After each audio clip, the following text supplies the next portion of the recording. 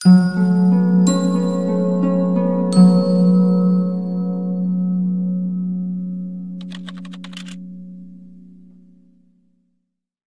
మనిషిని మీ ఆధీనంలో తెచ్చుకోవడానికి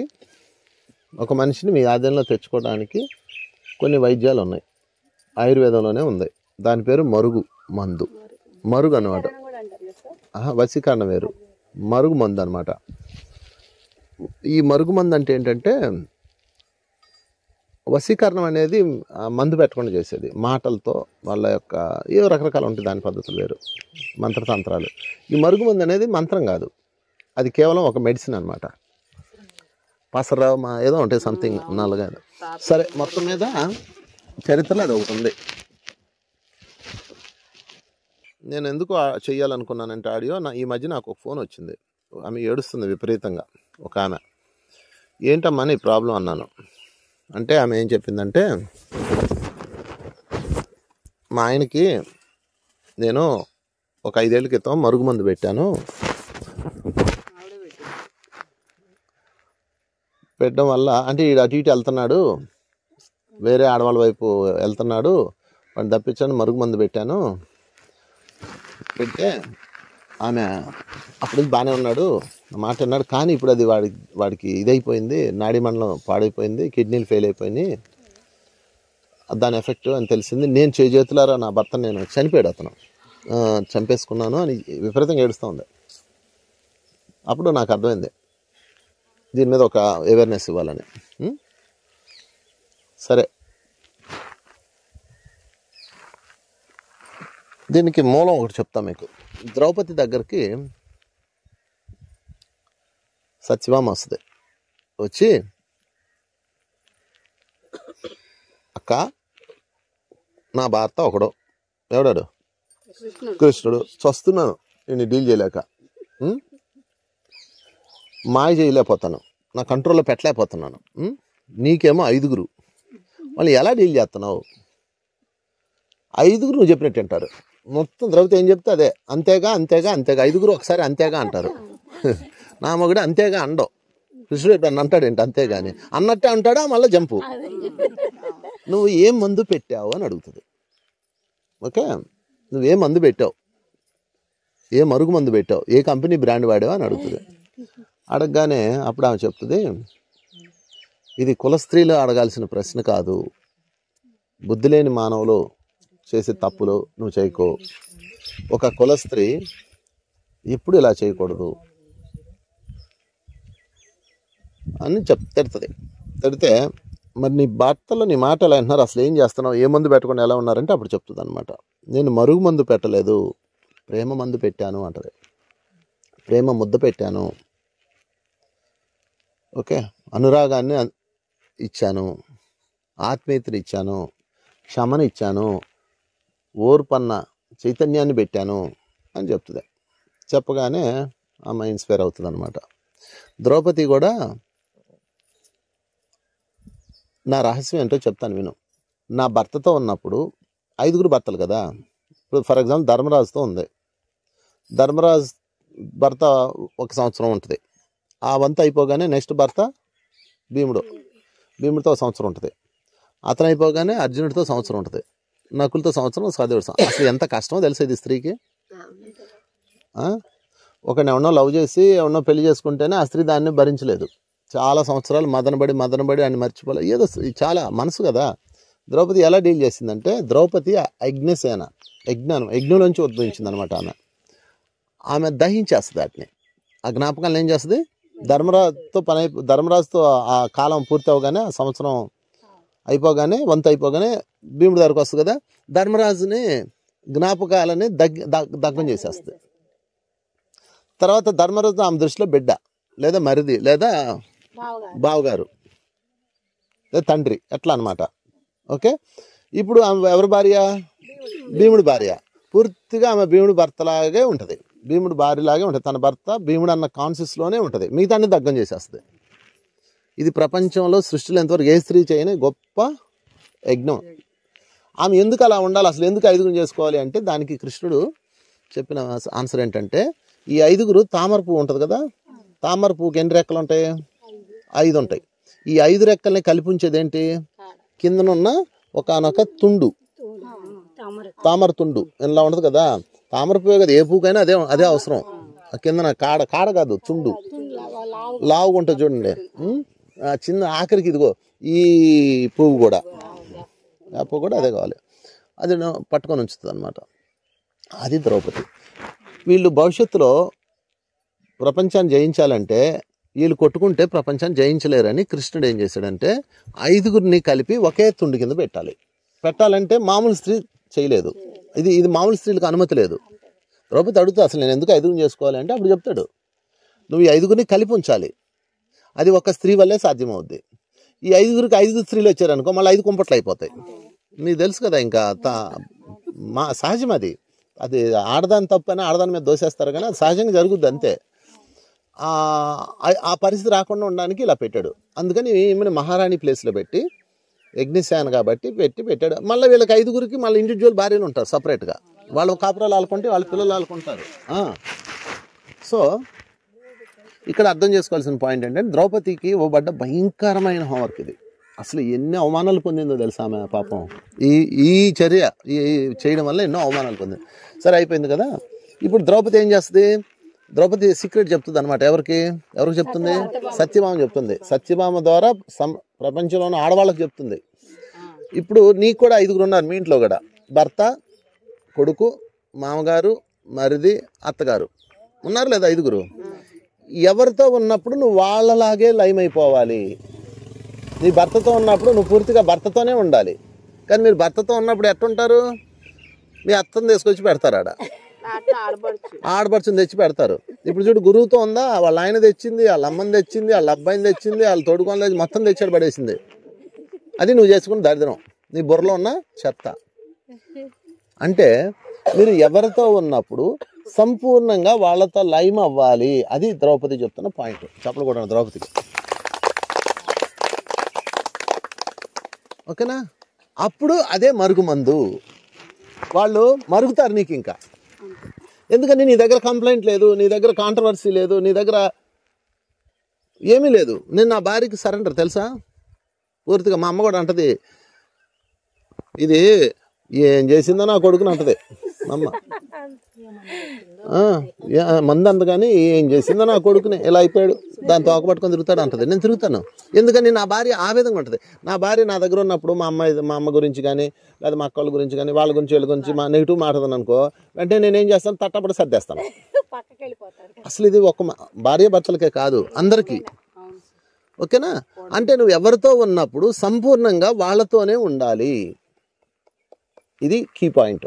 ఏ వ్యక్తి కన్నా మీరు మరుగు చేసుకోవాలంటే అప్పుడు మీరు మీ ఫోకస్ వాళ్ళకి ఏం కావాలి వాళ్ళ గురించి అంతే, మొత్తం నీకు ఆన్సర్ వస్తుంది. నువ్వు ఇక్కడ కూర్చొని నీ మైండ్లో ఇంకోటి ఏదో పెట్టి చెత్త మాట్లాడుతూ చెత్త కంప్లైంట్లు వింటూ అట్లా ఉన్నావు అనుకో, ఆ ఇద్దరి మధ్య ఉన్న వైబ్రేషన్ డిస్టర్బ్ అయిపోద్ది.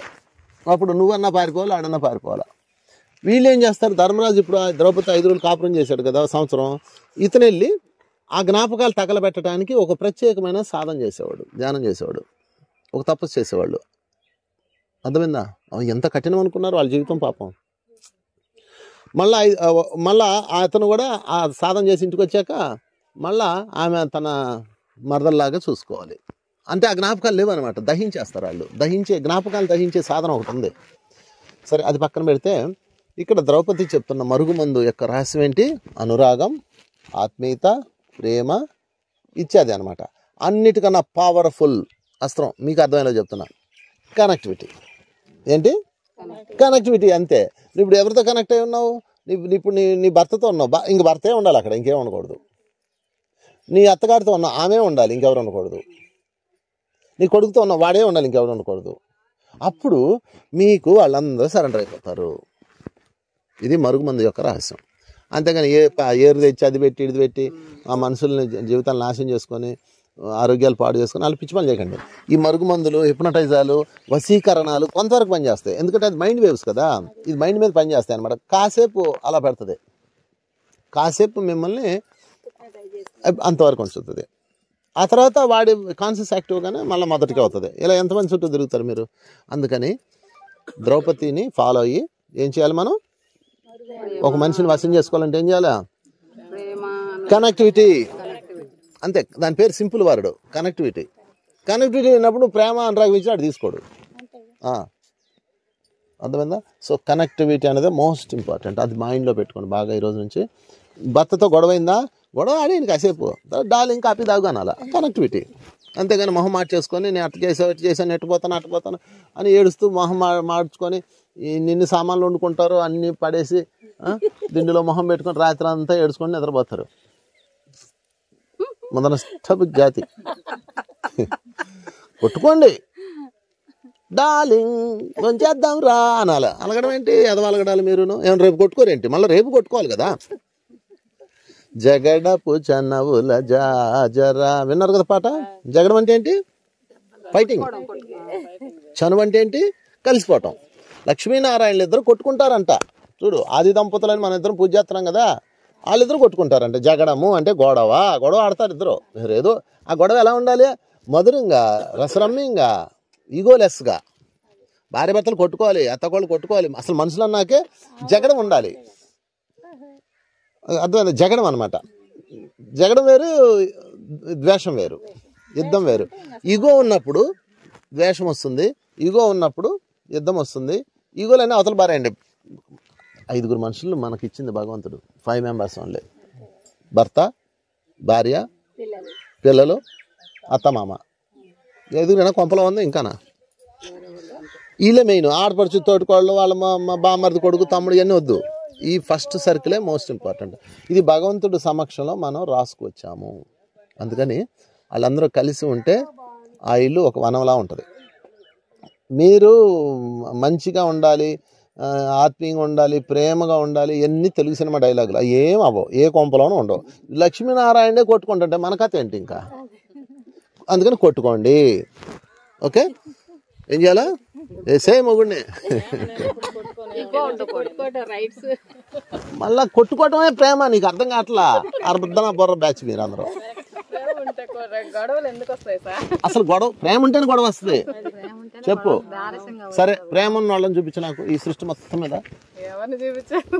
ప్రేమ ఉన్నవాళ్ళు దేవదాసు, పార్వతి తీసుకుందాం. ఇద్దరు మన ప్రేమ అనగానే ఎవరు గుర్తొస్తారు, దేవదాసు, పార్వతి. దేవదా పారు. ఒకసారి దేవత కర్ర పెట్టి పార్వతి నెత్తి మీద కొట్టాడు, దానికి బొక్కపడి బ్లడ్ వచ్చింది. ఎందుకు కొట్టాడు, మరి ప్రేమ ఉంది కదా, ఎందుకు కొట్టాడు. అప్పుడు వాళ్ళే రాక్షసుడు ఉన్నాడు. అది మళ్ళీ దేవత పార్వతి అలిగి వెళ్ళిపోతే ఇంకా 4 రోజులు అన్నం తినకుండా ఏడ్చుకొని చచ్చాడు మందు కొట్టి. అర్థమైందా?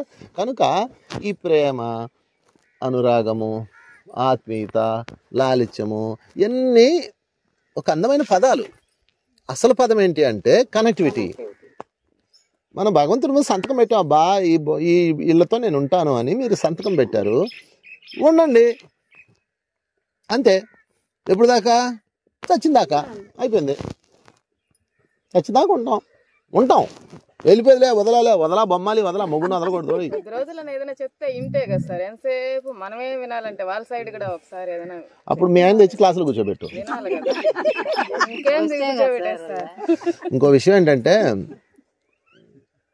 ద్రౌపది మాట పంచపాండవులు విన్నారా? మీరు అనుకుంటున్నారు విన్నారని. వాళ్ళ గోళ్ళు వాళ్ళకుంటాయి. ఇక్కడ ఎవడు వినరు. మీకు ఇంకా సత్యం అర్థం కావట్లా. ఎవడు వినడో. మీరు మాట ఏదో వింటారు. ఇప్పుడు వెళ్ళి అడుగు ఒకసారి. మేడం, నేను చెప్పాను కదా, మేడం అడిగెళ్ళి, మేడం సారు నీ మాట వింటాడా అని అడుగు. బాగా వింటాడమ్మా. ఇందాక నీ ముందే కదా ఫోన్ చేశాడు, 21వ తారీఖు వెళ్తానన్నాడు. వాళ్ళు అక్కడ మేనేజ్ చేయొచ్చు కదా. వెంటనే 20వ తారీఖు టికెట్ దించి అన్నాడు, వినలేదు కదా. అందుకని ఇవన్నీ కూడా ఒక సిచ్యువేషన్స్, ఒక అందమైన నాటకాలు ఇవన్నీ, ఒక అందమైన ప్రవహించే జీవిత కాలం ఇదంతా. మీరు అన్నీ చెరిపేయండి. ఏంటన్నీ వినాలి, వింటాడు, కూర్చోవాలి, నన్ను పట్టించుకోవాలి, అన్నీ చెరిపేయండి. మీ మైండ్లో చెరిపేసి, నేను శరీరం కాదు, చెప్పండి, నేను మనసు కాదు, నేను శుద్ధ చైతన్యాన్ని. ఓకే, ఏ చైతన్యం? శుద్ధ చైతన్యమైన నువ్వు మరొక శుద్ధ చైతన్యాన్ని తెచ్చుకున్నావు, వాడే భర్త. మరొక శుద్ధ చైతన్యం పిల్లలు, మరో శుద్ధ చైతన్యం అత్తమామలు, మరో శుద్ధ చైతన్యం, ఇట్లా ఈ బ్యాచ్ అంతా తెచ్చుకొని అందరూ శుద్ధంగా జీవించడం కోసం తెచ్చుకున్నారు. అందుకని ఇక్కడ ఏం చేయాలి అంటే, మీరు జీవించాలి. ఏం చేయాలా? జీవించాలి. జీవించడం కోసం తెచ్చుకున్నారు. మాట వినడానికి తెచ్చుకున్నారేంటి? శుద్ధ చైతన్యం నీ మాట ఎందుకంటది? వాడు పరమాత్ముడు మాట ఏండో. ప్రేమించాలి, ఒక్కసారిగా ఒక్కసారైనా నా మాట గౌరవించాలి. భార్యాభర్తలు అనుకూలంగా ఉంటే నువ్వు తెలుగు సినిమాలు చూడడం మాని, ఫస్ట్ సీరియల్ చూడడం మాని. సీరియల్ ఏం చూసేలే సార్. మరి అనుకూలమైంది నీ బొంద అనుకూలం. ఏ భార్య భర్త అనుకూలంగా ఎవరైనా సార్ ఒక్కడు చెప్పు. నా గురించి భార్య భర్తలు అనుకూలంగా ఉన్న కథ ఒక్కడు చెప్పు నాకు, భూమి మీద ఒక్క కథ చెప్పు. అందరూ బాగానే కదా ఉంటారు నీ పక్కింటి పొలం అలా కనపడుతుంది నీకు. పక్కింటి మొగుడు బాగా కనపడతాడు ఎప్పుడు. దూరం కొండలు నలుపండి ఒక్కడు చెప్పు నువ్వు నాకు. అంతా బయటకు వచ్చి చెప్తారా మీ వారి మాట? మీరు మీ వారిని అడిగిన అదే మాట చెప్తాడు ఆయన. మీ వారి దగ్గరికి వచ్చినప్పుడు ఇదిగో ఇవన్నీ కాదులే గానీ వాళ్ళకి యూనిక్ లైఫ్ ఉంటదమ్మా. దీన్ని అంతా పక్కనెట్టంలే గానీ మీ మొగుడు పిల్లల పంచాయితీ. ఫైనల్ గా నేను మీకు ఏం చెప్తున్నానంటే, నీ మాట ఎవడు ఎండవు, నువ్వే వినవు. ఇది కరెక్ట్ అయిన మాట. నువ్వే నీ మాట వినవు. నీ మాట నీ మొగుడు ఎందుకు వింటాడు? నీ మాట నీ పిల్లలు ఎందుకు? ఎవరు వినరు. అందుకని ఏం చేయాలి అంటే దీనికి ఒకటే, జీవించండి. ఏం చేయాలా? That's all. ఇంకేం లేదేడా, జీవించడానికే జీవితం ఉంది. అందుకని చెప్పండి, వాడంతే, ఈడింతే, నేనింతే. అయిపోయింది కదా. చెప్పలు పెళ్ళి 30 ఏళ్ళ నీకు? 30 ఏళ్ళు 30 ఏళ్ళు అయిపోయింది. 30 ఏళ్ళు అంటే 29 ఏళ్ళ క్రితం నుంచి, అంటే పెళ్ళైన కొత్త నుంచి ఓన్లీ మొదటి దాన్ని ఏమంటారు, కొత్త కదా అని ఎదురు చూసావు. ఇంటాళ్లే నా మాట, ఇంటాళ్లే సార్ మాది. అబ్బా మళ్ళీ అదొక బంపర్ ఆఫర్. ఇంటాళ్లే అని చూస్తున్నాం. 30 ఏళ్ళ నుంచి విన్నాడా? వినలేదు సార్. అదే కదా. మరి ఇంకెప్పుడు వింటాడు? కొద్ది రోజులన్నా మేము వింటే వాళ్ళు కొద్ది రోజులన్నా వినాలి కదా. ఈ అగ్రిమెంట్లు ఏమి లేవమ్మా. అదే తెలిసిపోతుంది, ఫస్ట్ లోనే తెలిసిపోతుంది ఎవరు ఎట్లా. నీకు ఇంకా తెలియలా? తెలుసా? ఊరికే ఇప్పుడు మీరు చెప్తా ఉండారని. అందుకని కానీ కొన్ని అయితే తెలుసు. సో ఒకటే ఫైన్ లో, వాడు అంతే. వాడంటే మొగుడు అనమాట, వీడంటే కొడుకు లేదా అత్తగారు, ఎవరైతే వాళ్ళు. ఒకవేళ నీ భార్య అనుకో, ఆమె అంతే, వాళ్ళు అంతే. ఆ భార్య ఉందో ఆయన అడగండి, ఇన్ని చెప్తాడు ఆయన భార్య మీద. అర్థమైంది? ఏం అడగండి, ఇన్ని చెప్తాడు ఆవిడ మీద, భర్త మీద. మిగతా వాళ్ళందరూ పవిత్రమైన వాళ్ళు అంటే అందరూ ఇన్ని చెప్తారు. లక్ష్మీనారాయణే కొట్టుకుంటుంటే మనమేంది ఇంకా దాని గురించి ఆలోచించాలి. అందుకని ఇక్కడ జగడం అన్నది సహజము. దాని తర్వాత మీరు గమనించాలి. దాని తర్వాత రెండో పాయింట్ ఏంటి? జగడము చెప్పండి, ప్లస్ చనువు ఈజ్ ఈక్వల్ టు జాజరా. జాజర అంటే ఏంటి? జాతర, పండుగ. జగడపు చనువుల జాజర. ఒక్క పదంలో చెప్పేశాడు అన్నమయ్య.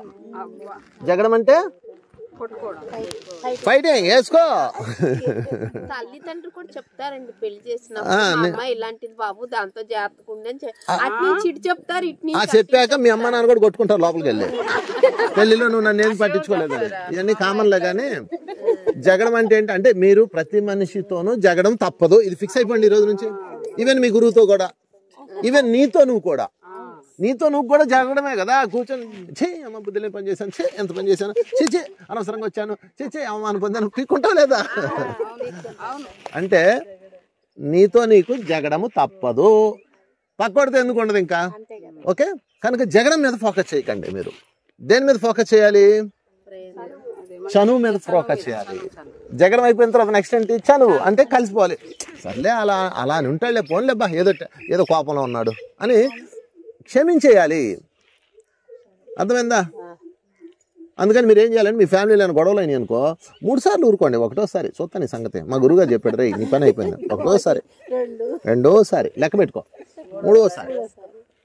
ఒక భార్య మొగుడు వచ్చాడు, ఏమే నీకు పుణ్యం ఉంటుంది, ఈరోజు మా ఫ్రెండ్స్ వస్తున్నారే, కొంచెం వాళ్ళ ముందు నేను బిల్డప్ ఇస్తాను, సైలెంట్గా ఉండే, నన్ను కొట్టకే అంటాడు.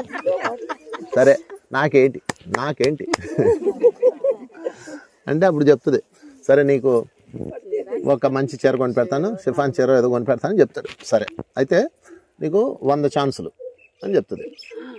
వస్తారు ఫ్రెండ్స్, రాగానే మే బుద్ధిలేందానా ఎక్కడున్నావే నువ్వు, మా ఫ్రెండ్స్ వచ్చారు చూడకర్లా, ఇంటికి అతిథులు వస్తే అని అరుస్తారు. వీళ్ళు ఏంద్రా అలా అరుస్తున్నావు, అసలు ఏంటి అసలు నేను భయం లేకుండా పోయింది అంటారు. ఏంద్రా మనం చిట్టికేస్తే కుక్కలా వస్తుంది చూడు అంటాడు వీడు. లోపల నుంచి వస్తుంది, లెక్క పెట్టుకుంటూ ఉంటుంది వాటర్ తీసుకొని వచ్చి. 7 తిట్టాడు కదా, గ్లాసులు ఇస్తా 8 అని మనసులో అనుకుని వెళ్ళిపోద్ది. ఇలాగాడు మధ్యాహ్నం దాకా తిడతానే ఉంటాడు, పరిగెట్టుకొస్తానే ఉంటుంది, తిడతానే ఉంటాడు, పరిగెట్టుకొస్తుంటుంది. మొత్తం మీద 99 అవుతాయి. సాంబార్ తెస్తుంది. ఏంటి సాంబారు చల్లగా ఉన్నాయి, ఎలాంటి సాంబార్ పోస్తాను బుద్ధి లేదని పో అని తిడతాడు. సాంబార్ బాగా ఉడకపెడతాడు. 3 గురాలు ఎంతసేపే నీకు అంటాడు. 100 అయిపోయినాయి కదా, సాంబార్ అండి ఎత్తి మీద పోసేస్తుంది. అందరు పరుగు. అందుకని జగడం అంటే కొట్లాట, చనువు అంటే కలిసిపోవటం. మీరు కొట్లాట గురించి మర్చిపోండి. ఇక్కడే మానవ జాతి అంతా ఏడ్చుకొని బతికేస్తుంది. కొట్లాట ఉండకూడదు, ఆ పొరుగింటి పొల్లమ్మలా ఉండాలి. అసలు ఇద్దరు ఎంత అనురాగ దేవతలో, ఇదంతా పక్కన పెట్టండి. అనురాగ దేవతలు తలుపేసే కొట్టుకుంటారు, మీకు ఆ విషయం తెలీదు. అర్థమైందమ్మా? అందరూ ఇలాగే ఉంటారు. కాకపోతే రకరకాల కోణాలు. ఇక్కడ ఈ కోణంలో బాగుంటే ఆ కోణంలో బాగోరు, ఆ కోణంలో బాగుంటే ఈ కోణంలో ఎక్కడో చోట్ల లోపం అయితే ఉంటుంది. అదే దాని మీద ఫోకస్ చేయకండి. ఇది చేను మీద ఫోకస్ చేయాలంటే చనువు మీద, అంటే కనెక్టివిటీ మీద ఫోకస్ చేయాలి. చనువు అంటే కనెక్టివిటీ. చనువు ఇప్పుడు మొగుడితో గొడవ పెట్టావు, మొహం మార్చేసుకొని ఉండకూడదు. చనువు మళ్ళీ కలిసిపోవాలి. పిల్లలకి అవిద్యొచ్చు, పిల్లలకి ఈగో ఉండదు కదా, అవిద్యొచ్చు. మనకి ఈగో ఉండదు కాబట్టి మనం కనెక్ట్ అవ్వం. అందుకని ఈ 5 దగ్గర మీ ఈగో తీసి అవతల పారేయండి. మీరు భర్త అయినా, భార్య అయినా, అత్త అయినా, కోళ్ళ అయినా, అందరికీ ఇదే ఫార్ములా. ఈ 5 కీలకమైన వాళ్ళు మీ జీవితంలో ఒక సర్కిల్. ఎందుకంటే ఈ కుటుంబాన్ని మాత్రమే మీరు అగ్రిమెంట్లో తెచ్చుకున్నారు. భర్త, భార్య, పిల్లలు, అత్త, మామ, లేదా ఆ స్త్రీకి తల్లిదండ్రులు, అన్నయ్య లేకపోతే అమ్మ నాన్న, స్త్రీకి అన్నయ్య లేకపోతే అమ్మ నాన్న కూడా కలుపుకోవాలి. ఓకేనా? సో ఇది మిత్రులారా, జగడము చెప్పండి, చనువు, జాజర. అప్పుడు ఆ జీవితం ఎలా ఉంటుంది? జాజరలా ఉంటుంది. జాజర జాజర జాజర ఏదో పాట ఉంది కదా, అదనమాట. నీకు వచ్చింది, ఆ అమ్మాయికి రాలేదు. టీనేజ్ అమ్మాయికి 60 years ఆమె పాడేస్తుంది. సో జీవితం అంటే ఏంటి? జాజర, వసంతం. ఈ టైం కాస్త అయిపోద్ది. ఇంకమని బాడీ నుంచి బయటకు వస్తారు. బయటకు రాగానే అయ్యో ఏంది ఇది, నా మొగుడు, నా పిల్లలు, ఇది నా శరీరం, నా శరీరం నాది కదా. అప్పుడు జ్ఞానోదయం అవుతుంది. ఎప్పుడు జ్ఞానోదయం అవుద్ది? చచ్చిన గంట తర్వాత జీవుడు జ్ఞానోదయం అయిపోద్ది.